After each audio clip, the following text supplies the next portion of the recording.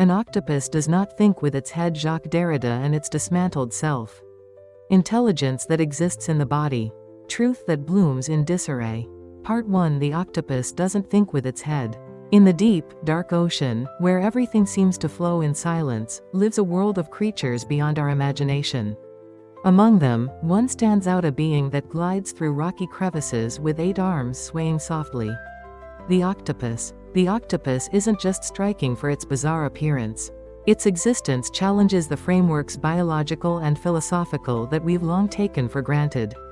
For centuries, humans have assumed that all thought, consciousness, and commands originate in the head. The octopus, however, shatters this assumption. Its nervous system is unlike ours. Over 60% of its neurons are not in its head but distributed across its arms. Each arm can independently process information, make decisions, and act without direct orders from the brain. In experiments, a severed octopus arm was observed detecting and grasping food on its own, a behavior far beyond mere reflex. Neuroscientists call this local intelligence, a form of decentralized cognition. This distributed thinking forces us to reconsider human-centric models of thought. We've assumed that a single organth brain commands the body in a hierarchical, efficient system. But the octopus declares, "I thrive without a center." Its arms move independently, sometimes cooperating, sometimes acting differently. One arm hunts while another senses danger and flees. This suggests that the self might not be a singular entity making centralized decisions but a system of interconnected parts. Philosophically, this is profound. Humans have long viewed the self as centralized, epitomized by Descartes' "I think, therefore I am," which asserts the primacy of a unified mind. The octopus rejects this. Its existence is not controlled by a single point. Its entire body operates as a living intelligence. This decentralized structure stems from biological necessity. In the complex underwater world, survival demands quick, flexible responses. A centralized system would be too slow, reducing survival chances. By granting each arm cognitive power, the octopus reacts instantly to its environment. This resembles the internet, a network without a central server, where each node processes and shares information. The octopus's arms are data collectors, analyzers, and actors. What human systems are only now beginning to mimic, the octopus mastered millions of years ago. So we must ask, what is thought? Where do I perceive myself? If consciousness isn't confined to the head, but spans the body, our concept of self needs rewriting. These questions transcend biology, sparking humanistic and philosophical inquiries. Are emotions merely brain signals, or are they the body's integrated response? Is fear the heart's racing, adrenaline's surge, or the brain's interpretation? The octopus, sensing and reacting without a central command, offers its own answer. Its body constantly communicates with the world. Its arms aren't just tools but interfaces with reality, sensing texture, temperature, scent, and chemical signals. This distributed intelligence blurs the line between thought and perception. The octopus's decentralized thinking also serves as a metaphor for human society. Our organizations, nations, and communities are shifting from pyramidal hierarchies to networks where individuals think, collaborate, and act autonomously. The octopus feels like a harbinger of such a world. Finally, the octopus is silent, yet its silence is not empty. Through movement, touch, and color changes, it speaks ceaselessly. This wordless language, flowing through invisible currents of sensation, reveals another face of intelligence. The octopus asks, "Why do you insist on thinking only with your head?" This isn't mere provocation, it's an invitation to new possibilities. Through the octopus, we can imagine a body-thinking being, a networked self. This imagination deepens and broadens our understanding of ourselves. Part 2. Derrida and the decentralized self. Jacques Derrida, a perennial figure of controversy in philosophy, questioned and dismantled established systems of thought. His first, simple yet piercing question was, does the center truly exist?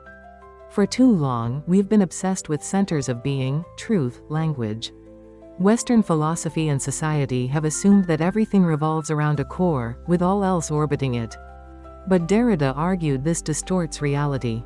The center, he said, is absent, and believing in it creates an illusion. Derrida's philosophy strikingly mirrors the octopus's way of being. The octopus's thinking is distributed, its 8 arms feel and judge independently, without a dominant brain controlling all.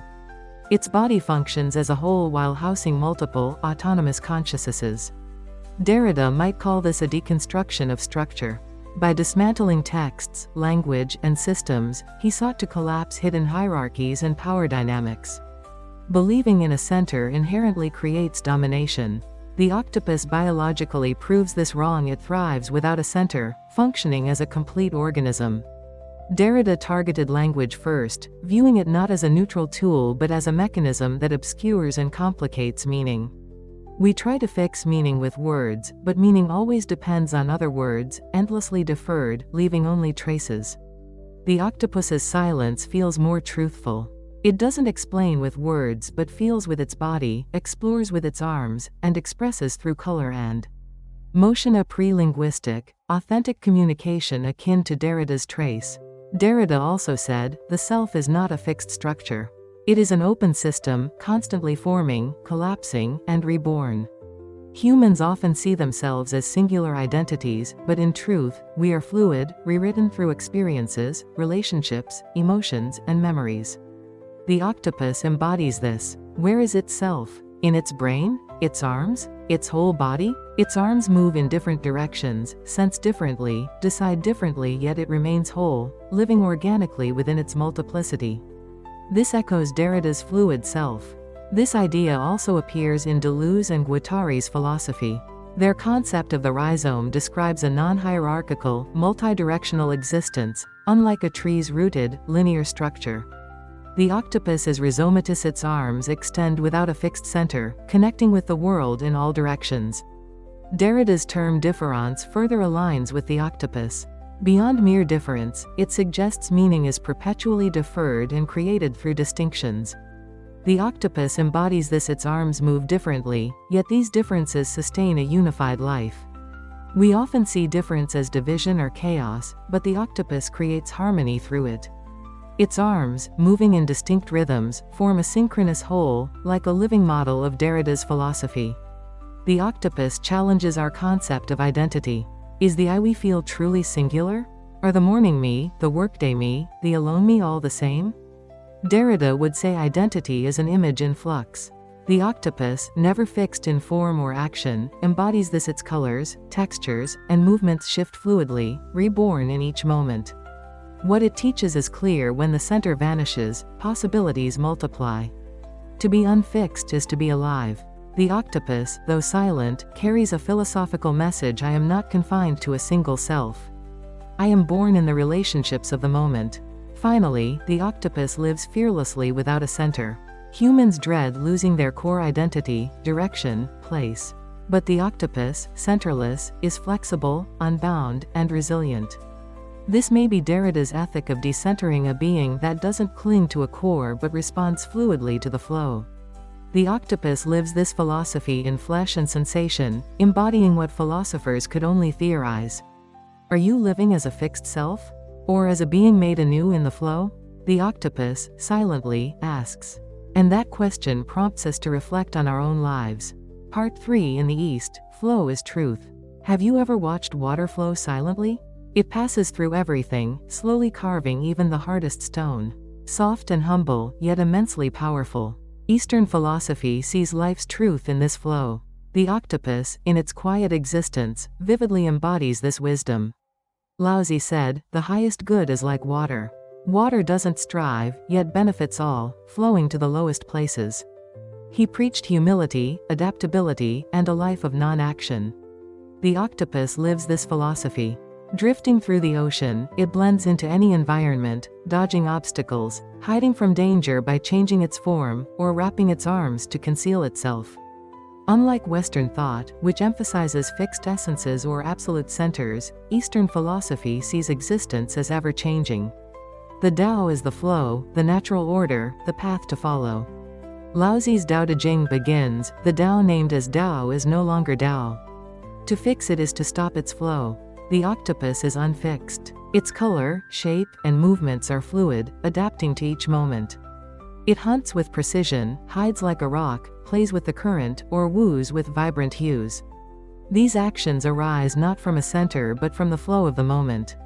Zhuangzi expanded this view, dismantling binaries true and false, right and wrong, life and death. He said, even a limping gait is natural to its bearer, wrongness exists only in the human mind. The octopus, with its seemingly erratic movements, reflects this. To human eyes, its asymmetry seems strange, but it holds a deep order, a rhythm, a harmony in its flux. Zhuangzi's On the Equality of Things offers deeper insight. Heaven and earth exist with me, all things are one with me. The self is not separate but a temporary relation within the cosmic flow. The octopus lives this. It's not an isolated entity but a being shaped by the sea's currents, prey, light, and sounds, constantly reborn through interaction. Eastern philosophy prioritizes relation over form. In Buddhism's doctrine of dependent origination, all exists through interconnected conditions, fleetingly. The octopus, without a rigid shell, seems fragile but gains flexibility. It slips into crevices, sand, or bottles, its formlessness granting infinite possibilities. This mirrors Eastern views of nature. Water takes the shape of its container. Wind passes without a traceable origin. The octopus, stretching or contracting its arms, explores space fluidly. This is Wu in action, not passivity but effortless response.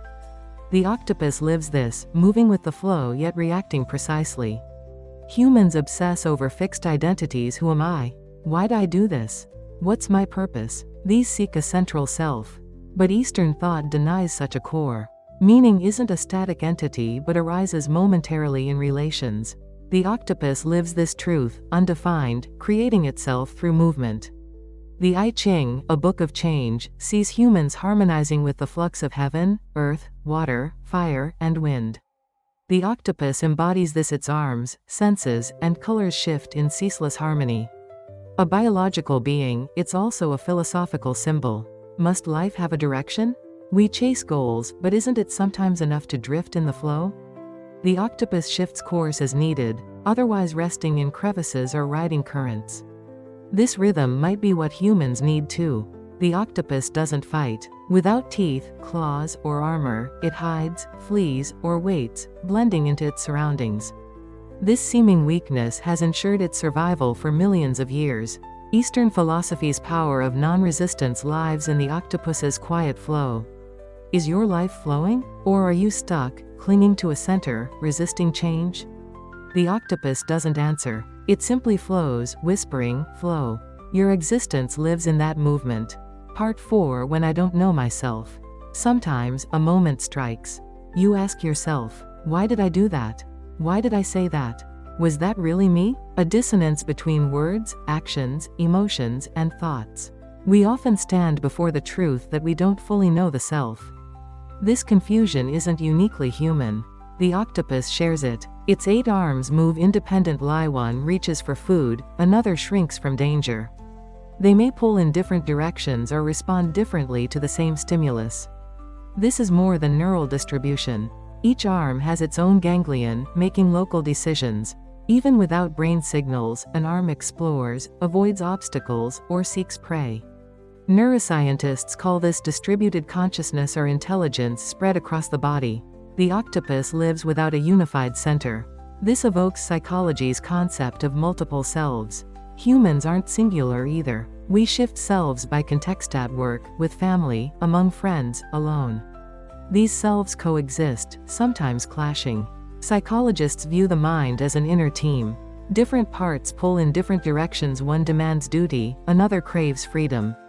Like the octopus's arms, these selves judge simultaneously, sparking conflict or confusion. But this isn't disorder or flaw, it's proof of complex existence. To be unfixed is human. A fluid, ever-reforming self is the true self. As Derrida said, the self is not a fixed entity but a flow, constantly deconstructed and reborn. The octopus embodies this. It doesn't force its distributed consciousness into unity but orchestrates it. One arm may lead, others follow, reacting as needed. There's no single answer, just organic responses. This offers insight. We often hide our true selves under consistency, ashamed of contradictions. Why do my words and actions differ? Why am I so inconsistent? We fear not knowing ourselves. But there's another way, like the octopus. Its arms move differently, even clash, yet they form one life. From this discord comes survival's flexibility, from flexibility, freedom. Psychology calls this inner harmony not a dictator's rule but a council of coexisting selves. The octopus, silent, achieves this harmony. Its precise, effective movements feel like the outcome of an inner meeting. Carl Jung focused on the shadow, the unrecognized self we suppress. Like an octopus's arm moving unexpectedly, this shadow surfaces, making us feel alien to ourselves. Yet this is humanity. Flexibility matters more than perfect control. Like the octopus, don't force unity, coexist. Wholeness lies in contradiction, existence in chaos. When you feel foreign to yourself, caught in inexplicable emotions, regretting words, sensing another use proof you're alive. The octopus doesn't define itself. That may be the honest way. Identity isn't fixed but forged in change, conflict, and acceptance. If you're trembling today, it's okay. Like the octopus, you're remaking yourself. That trembling leads to a broader existence. Part 5: Neuroscience versus philosophy. Is distributed consciousness possible? Humans typically think, I think with my brain. It commands, and the body obeys.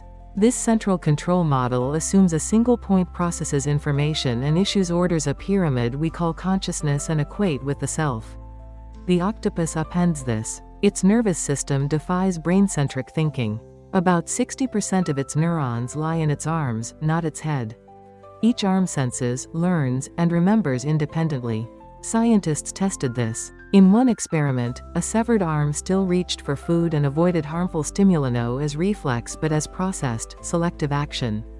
This stunned neuroscientists. If thought isn't brain-bound, what is consciousness? Where does the self begin and end? The octopus's brain operates in parallel. Its head and arm ganglia process information independently, interacting as needed. Each arm acts like a separate computer, forming the octopus's behavior through collaboration. This is philosophically thrilling. We've long seen consciousness as centralized. But the octopus, with autonomous parts functioning harmoniously, aligns with Gilles Deleuze's rhizome.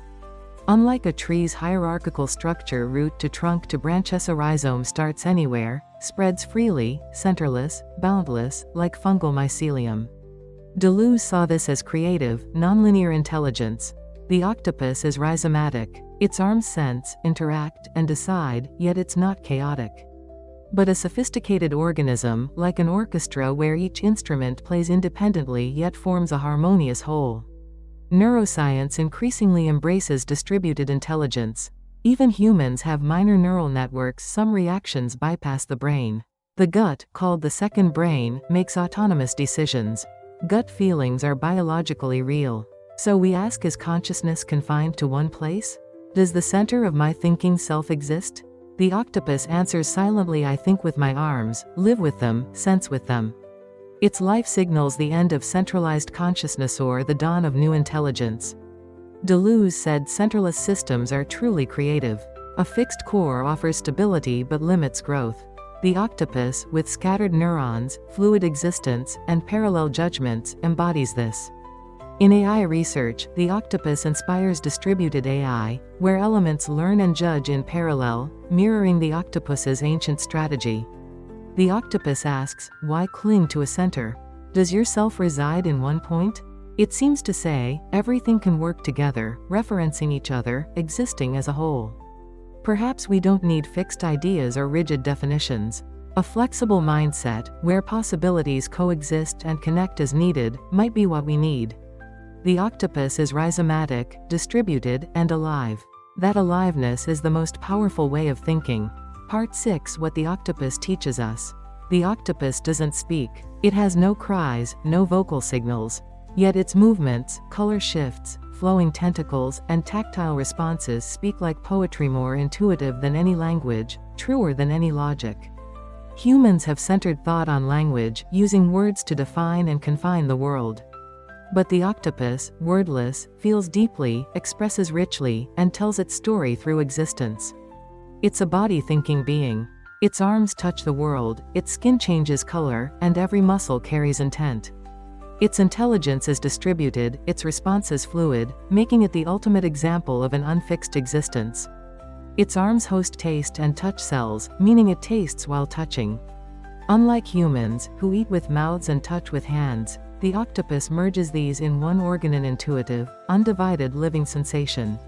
This connects to ancient Indian philosophy, which speaks of the six faculties: eyes, ears, nose, tongue, body, and mind. These aren't separate but harmonize for true understanding. The octopus embodies this integrated sensation, its senses fused, its existence a sum and proof of sensation. It doesn't move merely for function.